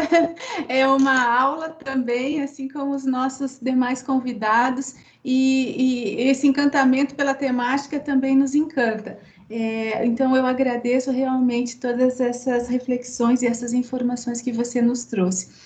Nós temos algumas perguntas e comentários aqui no chat, mas antes eu queria fazer uma observação, que é muito interessante, até embora o tema do webinário seja mais juntar defensoria e LGPD, a gente não pode esquecer o quanto todos nós somos vulneráveis a essas informações, e às vezes nós sequer refletimos o que são dados pessoais mesmo. Muitas vezes a gente pensa, não, esse é o meu CPF, minha data de nascimento, minha conta bancária. Mas quando eu aciono o botãozinho lá que me permite que o sistema, que um celular identifique onde eu estou, é um dado pessoal relevantíssimo. Isso vale muito, né? Mas onde eu estou, qual é a minha localização? Então, a gente realmente refletir quais são esses dados pessoais, porque a grande parte da população não pensa nisso. Quando vem aquela pergunta lá sobre a atualização da política de privacidade dos aplicativos, quem de nós realmente entende qual o consentimento que está dando ali ou que não está consentindo, né? É interessante quando vocês três reforçam a necessidade de educação em direitos. E não é só para o mais vulnerável, é para nós também. Nós não sabemos com exatidão o que nós consentimos. Nesta vida digital, nesta modernidade, né? Quando nós temos esse acesso a tantas tecnologias, nós não sabemos, assim, quando eu coloco uma informação que eu estou em algum lugar, será que o meu plano de saúde está acessando que eu estou naquele lugar? Será que há alguma confluência de informações, algum banco de dados que puxa minhas informações de um Facebook, de um Instagram, de qualquer... Quando eu recebo, se eu de vez em quando no susto recebo um relatório do celular dizendo por onde eu caminhei, por onde eu andei, quem mais tem acesso a essas informações? Eu acho que muitos de nós sequer nos damos conta do quanto estamos expostos a esses dados, né? Que não são esses dados sensíveis não são tão poucos assim. Então essa aula e essa necessidade é constante para todos nós, né? E nós realmente precisamos falar mais, falar sobre esses assuntos para que nós tornemos essa discussão sobre privacidade de dados um assunto não só de academia, não só de um segmento da sociedade, mas que ele seja tema da conversa de domingo em várias famílias, na maioria das famílias. Que as pessoas pais falem com seus filhos, que avós ouçam seus netos, seus filhos sobre esses assuntos, porque nós temos várias gerações utilizando dados, utilizando informações e abrindo esses dados para utilização, muitas vezes nociva, né, Rafael, dessas informações. Então, eu agradeço aos 3 palestrantes, e antes de passar para as perguntas que estão no chat, eu só queria saber o seguinte, afinal de contas, o que está valendo? A LGPD está valendo? Ela não está valendo? A partir de hoje, nós já temos uma vigência retroativa, ela vai começar a valer quando? Quando é que sanções poderão ser aplicadas? E que cenário normativo nós temos hoje? Eu deixo à vontade para quem quiser responder. Porque muitos dos que estão acompanhando na palestra não sabem o que nós temos hoje de aprovado, de não aprovado, de pendência, está para veto, está para sanção. Quem gostaria? Vou simplificar. Então, o que aconteceu, né? Originalmente, em agosto de 2018, a LGPD estava prevista para começar em fevereiro desse ano, 1 ano e meio. Aí houve uma mudança em 2019, colocando para mais 6 meses, com a reforma da LGPD, que foi uma conversão, né, de uma medida provisória do Temer, que depois foi aprovada pelo Congresso. E aí ficou agosto. Aí veio a pandemia. Quando veio a pandemia, iniciou todo um processo de um novo pacote de normas, né, para o direito privado, especialmente locações, direito civil, relações contratuais. E nesse bojo, os caras enxertaram a LGPD para tentar 2 coisas. Uma era fazer com que as sanções não fossem aplicadas, do artigo 52 ao 56, salvo engano. E a outra era a prorrogação da vigência integralmente. Aí acabou dividindo a estratégia. Saiu uma MP primeiro, fazendo especificamente a prorrogação das sanções.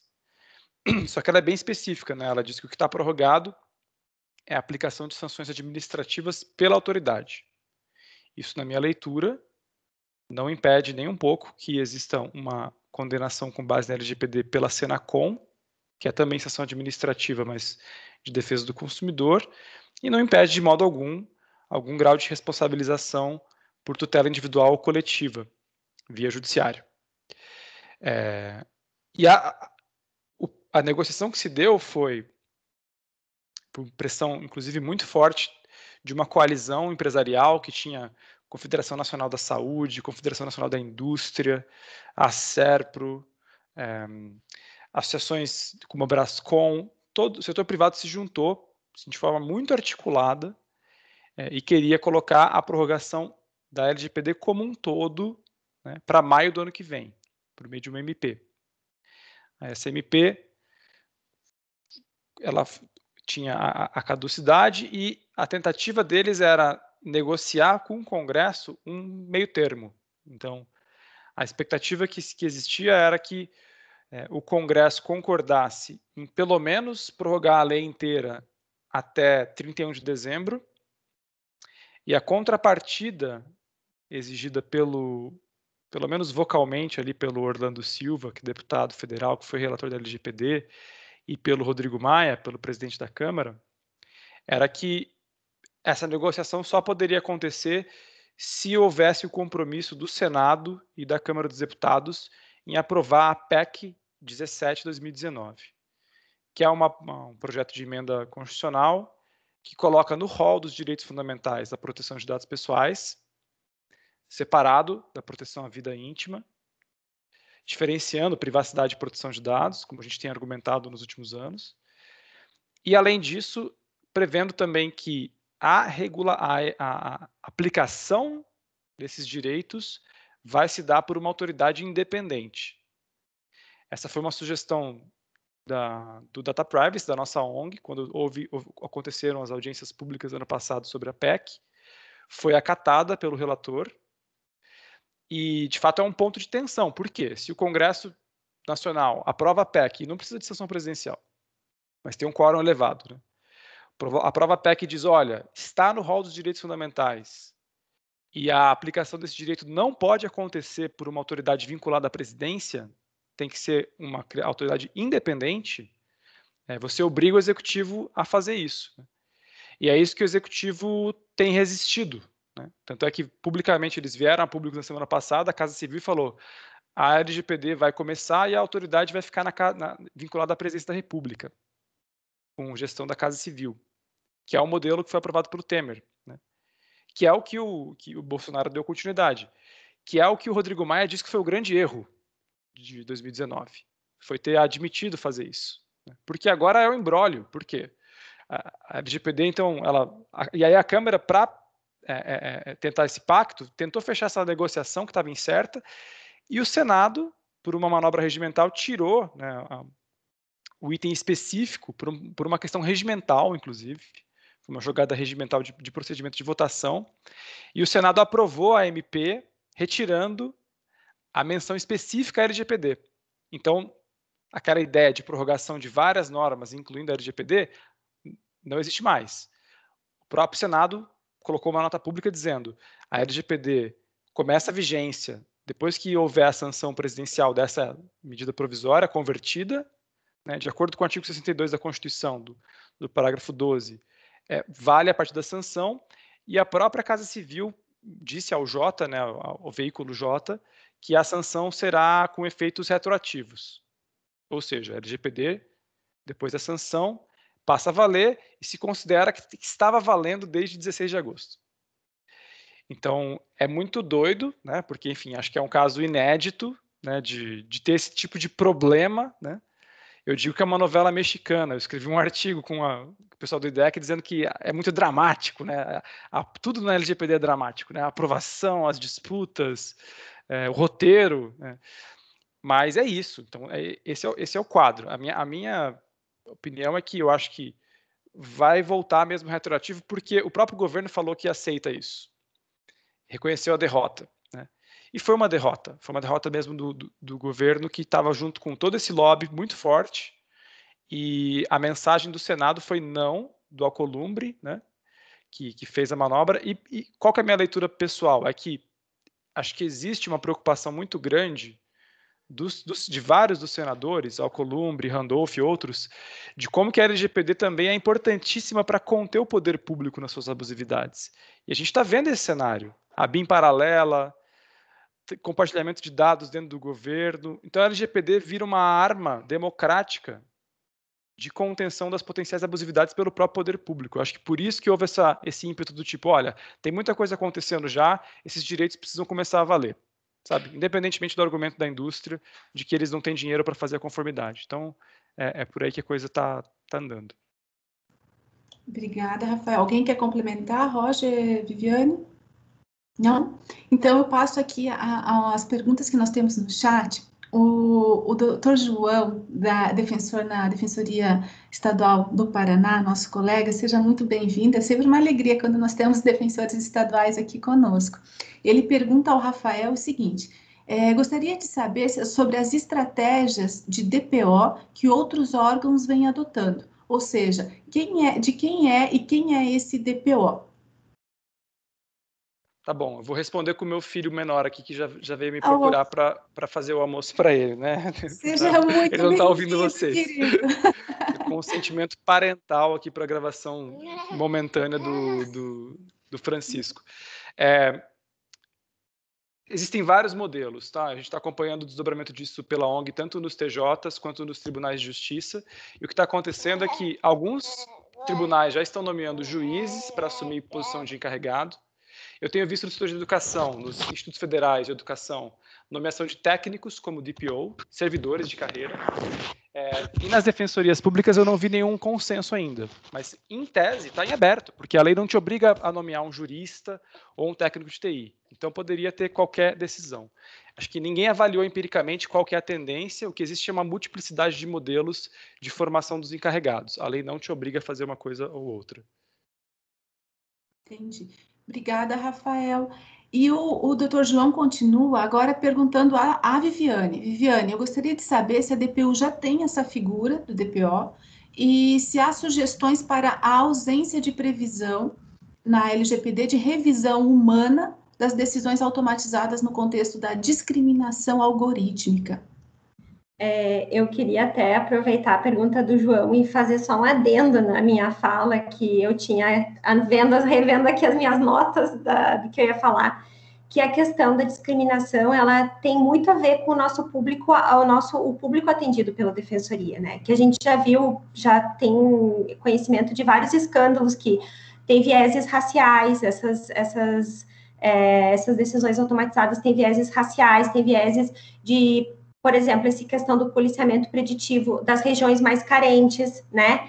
Então, a gente tem que estar preparado, porque vai ser o público-alvo da Defensoria que vai ser afetado por isso, né? Então, agora, não sei se todos viram, mas o pessoal circulou aí a questão do Enem britânico, né? Da atribuição de notas para os estudantes, por conta da pandemia, eles não fizeram um exame nacional deles, né? Como se fosse o nosso Enem. E aí, por decisões automatizadas, os estudantes receberam notas. E essas notas, elas foram menores para pessoas provenientes de escolas públicas. Então, tem uma notícia, uma reportagem da BBC Brasil, que eu recomendo a leitura para a gente perceber que o que a gente está falando não é ficção científica. E às vezes, eu até fico feliz, porque eu comentei com a Olinda, até a questão desse momento pandêmico, o que eu imaginava que ia acontecer daqui a uns 7 anos, está acontecendo agora, né? Isso que o Rafael falou também, acho que a detecção de que esse momento, ele precisa de uma regulação, ele precisa tem a ver também com a questão da pandemia, sabe? Então, a pandemia acelerou esse processo de utilização de tecnologia, de coleta de dados, de rastreamento, de vigilância. Então, essa questão do nosso público que eu queria acrescentar sobre a Defensoria ainda não tem, até onde eu sei, nenhuma figura que seja... Nós temos um colega destacado para a atuação do CIS-DPU, mas eu acho que não tem muito a ver, assim, que não é o caso, então eu acredito que nós não tenhamos ainda a indicação de um encarregado de proteção de dados até o momento. E sobre a revisão das decisões, só ler de novo aí, Olinda, a pergunta das revisões automatizadas. O João pergunta se há sugestões para ausência de previsão na LGPD da revisão humana das decisões automatizadas no contexto da discriminação algorítmica. Se você conseguir ler, está no chat. Não sei se você consegue ler. Achei. O João fez a pergunta mais capciosa para minha pessoa. Até agradeço se os outros colegas, o Rafael e o Roger, mas assim, o meu entendimento é que a lei fala em pedido de revisão. Então, a lei não fala necessariamente que a revisão tenha que ser por uma pessoa, mas dentro eu acho que da organização interna das instituições, essa revisão humana, ela pode estar prevista para corrigir eventual distorção. Então, assim, se, por exemplo, vem uma pessoa, procura a defensoria e a gente... E aí, por isso que a gente precisa saber das coisas, né? Precisa ter conhecimento. A gente comprova, né? Pede a demonstração de como aquele algoritmo chegou, analisa outros dados, né? E aí, resta comprovado que houve mesmo uma discriminação.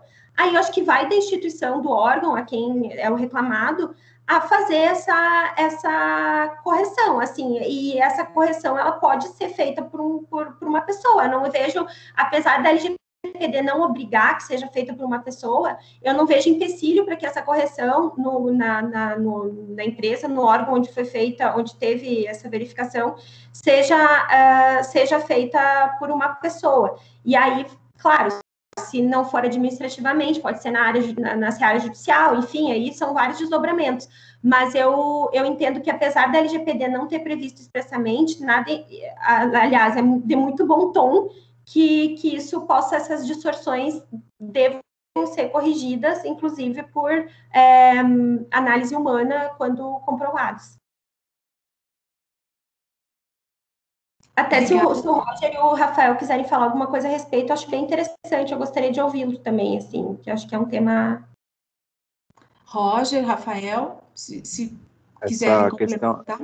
Essa questão do enviesamento, né, e a necessidade de uma reanálise de um tratamento de dados, é interessante que na letra da lei originária da LGPD, ela abria a possibilidade da revisão humana. E depois isso veio, através da medida provisória, ser alterado de tal modo que não obriga mais que a revisão seja humana, né? Então, eu passo para aquilo que a gente falou, da educação em direito, do aculturamento, e a partir do momento que as pessoas possam abordar plataformas que façam uso de decisões automatizadas, elas percebendo que elas estão sendo enviesadas, elas passarem a exigir que essa reanálise seja feita por um humano, né? Eu tenho até o costume de, toda plataforma que eu faço uso, de limpar o meu histórico de tempo em tempo, porque eu vejo que, às vezes, eu passo a adotar uma linha de pesquisa, alguma coisa, e daqui a pouco o meu mundo fica daquela cor.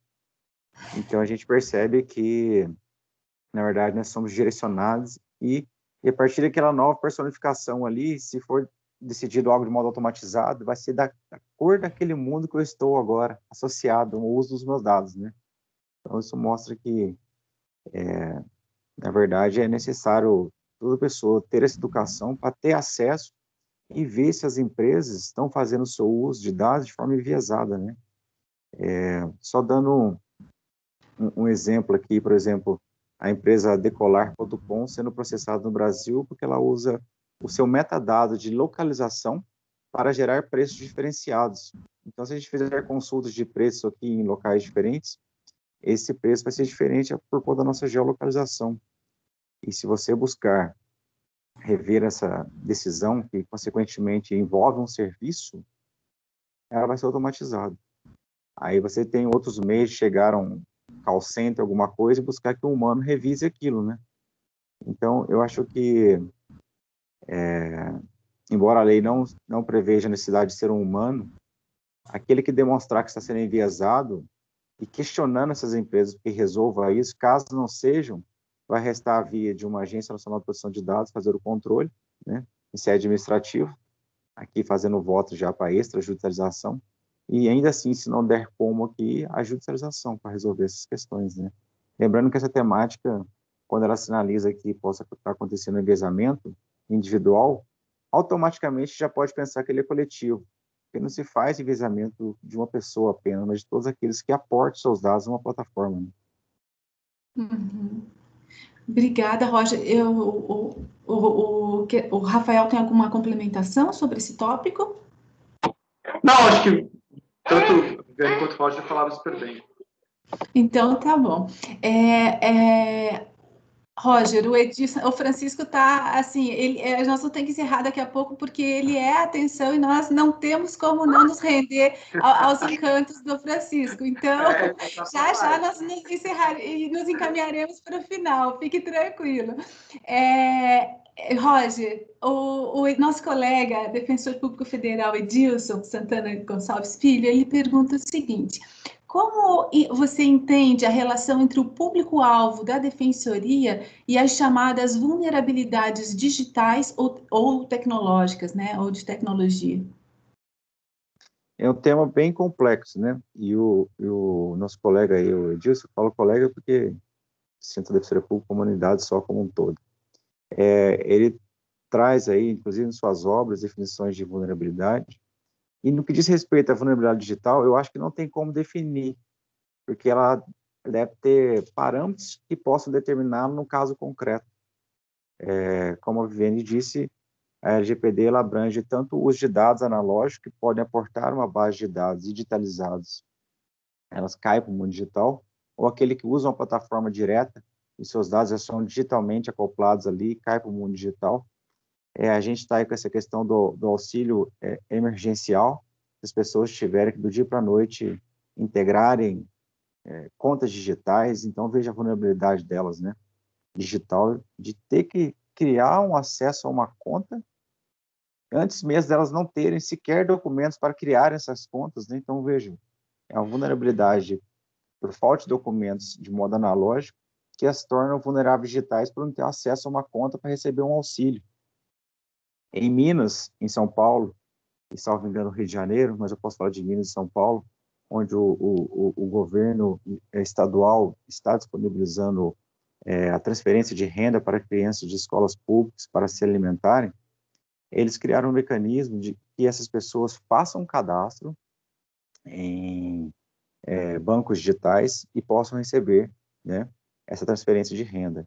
E esses bancos digitais, embora não cobrem por esses serviços, eu tive estudando a política de privacidade de dados do Banco Digital em Minas Gerais, ele não cobra pelo serviço, mas ele coleta todos os seus dados e por ser um grupo econômico que tem ramificação em diversos setores do mundo digital, então ele passa a categorizar você. E automaticamente vai te incluir, então, de acordo com aquilo que ele tem de você, de seus dados, e oferecendo serviços que, às vezes, para você, serão de uma forma e para mim de outra. Então, veja, não tem como definir vulnerabilidade digital. Acho que ela tem que ser reconhecida no caso concreto. E lembrando que é uma vulnerabilidade que não depende do aspecto econômico. E aí nasce, talvez, uma nova releitura do modo de atuar da Defensoria Pública, né? Tanto é que a gente fala de algumas zonas cinzentas no Brasil onde não há acesso à internet. Mesmo a pessoa tendo condição econômica, ela já se torna vulnerável digital, nesse aspecto de não ter acesso àquele mecanismo que projeta ela, essas plataformas. Eu acho que essa vulnerabilidade é algo a ser reconhecido no caso concreto, através de fatores determinantes, e pode ser pensada de múltiplas e infinitas formas. Defini-la, eu acho que é algo impossível. Como dizia o Bauman, né? É algo meio líquido, fluido. Obrigada, Roger. Rafael, em complementação à pergunta anterior, o nosso colega João, da DPE do Paraná, ele pergunta se o DPO pode ser um órgão externo. Em tese, sim. E, na verdade, na Europa, curiosamente, você tem um modelo no qual existe, inclusive, um lobby grande de até escritórios de advocacia que atuam como DPO as a Service para o poder público.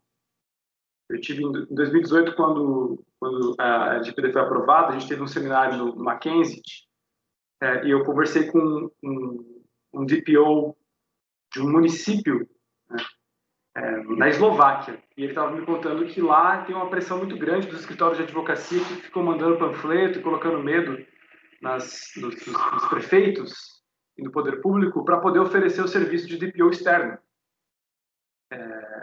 Essa amarração ela está aberta também em tese, né? Poderia ter a nomeação de um encarregado externo, não teria uma vedação para isso, mas eu acho que não é o que vai acontecer no Brasil. Eu acho que o que vai acontecer é uma internalização dentro das suas estruturas de servidores e profissionais do sistema de justiça. Eu acho que também tem um problema fundamental, como a gente sempre fala em sala de aula e conversa com quem é da área. Se o DPO externo sai, se você rompe o contrato, você perde totalmente a internalização cultural. Então, em termos de construção de cultura, não é recomendável fazer isso. Oi, Obrigada, Rafael. Obrigada. Francisco, são só mais 2 perguntas. Por favor, 2 minutinhos, rapidinho, a gente já vai liberar o papai. Já vai deixar o Rafael ir para a hora do almoço. Nós temos uma pergunta agora da Ana Saldanha, eu acredito que ela seja do corpo da DPU, que ela nos pergunta o seguinte: no caso de hipóteses de consentimento, há necessidade de se colher termo de consentimento de titulares dos quais já detemos os dados? Isso é muito relevante para os nossos assistidos, né, antigos, ou que já ingressaram nas defensorias. Como nós fazemos em relação ao armazenamento desses dados já colhidos? Quem gostaria de responder? Eu acho que esse é um tema bem... Quer falar, Rafael? Não, eu acho que não. Eu acho que não precisa obter o consentimento da sua base constituída, sabe? Eu acho que a LGPD vai para frente, né? Mas ela vai pegar um ponto importantíssimo, que é se você desviar a finalidade, se você quiser fazer algo novo, aí você vai precisar definitivamente obter a base legal de tratamento, né? Pode ser o consentimento, mas pode ser também, suponha que seja um convênio da defensoria com a prefeitura de uma cidade, um atendimento emergencial no contexto de saúde. Se tiver um regramento de política pública por decreto, e isso está instrumentalizado como um convênio, você tem a base legal de tratamento, ela está posta. É a execução de política pública com base nesse convênio. Você não precisaria do consentimento. Agora, se é algo que não tem esse regramento específico de política pública, você vai cair nas hipóteses mais comuns, que é ou consentimento ou legítimo interesse. Só que o problema do legítimo interesse é que ele não é cabível para dados sensíveis. Então, se você for fazer, por exemplo, um atendimento em que vai ter uma investigação específica de algum critério de raça, orientação sexual ou de saúde, você não poderia usar legítimo interesse. Porque o legítimo interesse ele é um pacto curioso, né? Porque você assume que você não precisaria do consentimento, só que, porém, você se obriga muito mais em termos de procedimento. Tem que fazer o LIA, fazer um relatório de impacto de legítimo interesse, avaliar se você tem condições de não colocar a pessoa no risco excessivo. E você tem que documentar, é um documento assinado. A gente até ensina os alunos da escola como fazer um relatório de legítimo interesse. Porque isso é regrado, assim, em termos internacionais. Você tem vários modelos, né? Então, isso é o que está colocado como para as defensorias. Roger, quer complementar? Essa questão que o Rafael falou da projeção da LGPD ser para frente é aquilo que ele disse, né? A continuidade dos nossos bancos de dados de acordo com a finalidade sobre as quais nós coletamos aqueles dados, né?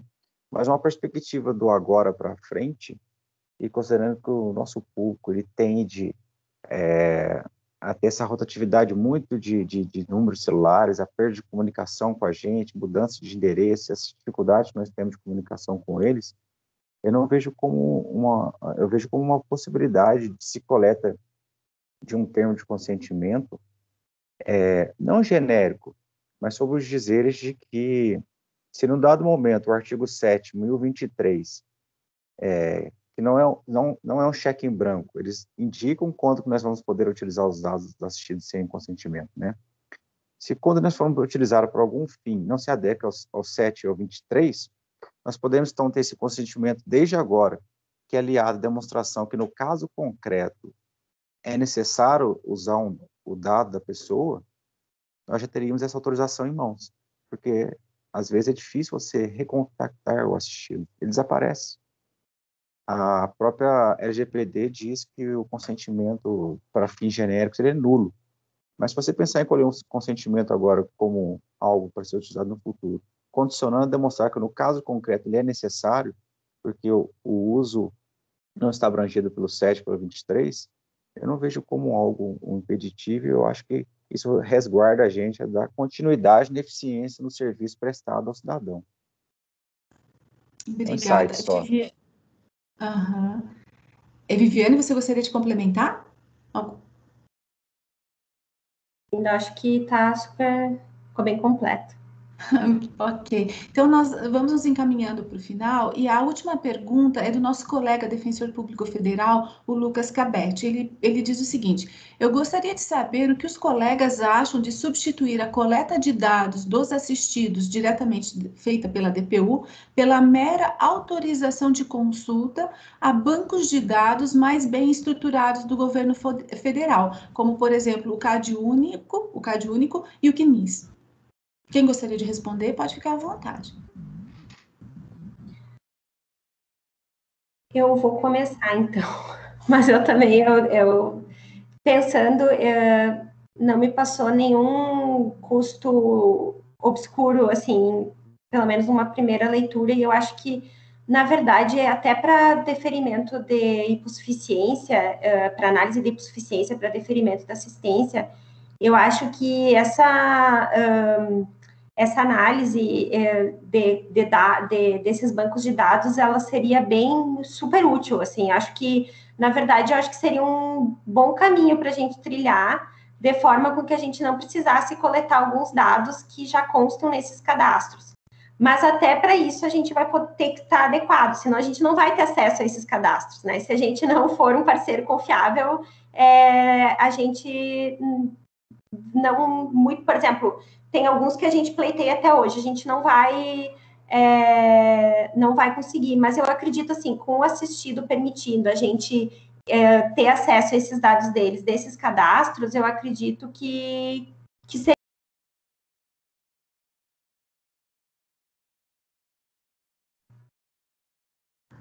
Você tem algum comentário adicional sobre esse ponto? Dessa possibilidade de utilização desses cadastros? É algo bem interessante a se pensar, mas como algo acessório, né? Não vinculante, né? Até porque as peculiaridades práticas de cada caso, às vezes, pode diferenciar de algo padronizado, né? Quando você transfere algo que já foi coletado. O Rafael gostaria de falar alguma coisinha? É super inteligente, né, a pergunta do Lucas, e faz todo sentido. Eu acho que tem só uma questão que se você tiver, por exemplo, um convênio no qual você tem um acesso, por exemplo, uma parceria no qual o Ministério do Desenvolvimento Social habilita uma facilitação de integração do sistema para consultar os dados do cadastro único, em troca a Defensoria promove enriquecimento de bases de dados com base nos dados dos sistemas usados. Nesse caso, você vai precisar informar o titular do dado e obter o consentimento, porque você está promovendo o enriquecimento de outras bases de dados e combinando bases. Não é só autorização e leitura, né? Se for só isso, tranquilo. E aí muito mais seguro, até porque você não está fazendo armazenamento local, você está usando bases estruturadas numa outra arquitetura de sistemas. É só vantagem. Agora, se você começa a promover convênios para retroalimentar as bases, aí isso é um super flag, é um red flag. Você tem que falar, olha, aqui eu preciso verificar se eu estou em conformidade com a LGPD, se eu estou sendo transparente com relação a isso, se estou explicitando as finalidades e quem são os outros co-controladores, né? Porque se você tem esse esquema de enriquecimento compartilhado, você tem 2 controladores, né? O controlador aqui da Defensoria e o controlador do Ministério do Governo Federal. Então, isso é importante. Esse desenho de saber quem são os controladores e os operadores é uma exigência da lei. Tem que saber explicar isso, né? Para quem que você compartilha. Então, esse é um primeiro exercício que a gente faz em Data Mapping, né? De identificar os sistemas, os dados e para quem que está indo, né? Para justamente ser apto a dar essa resposta. Muito obrigada, Rafael. Bom,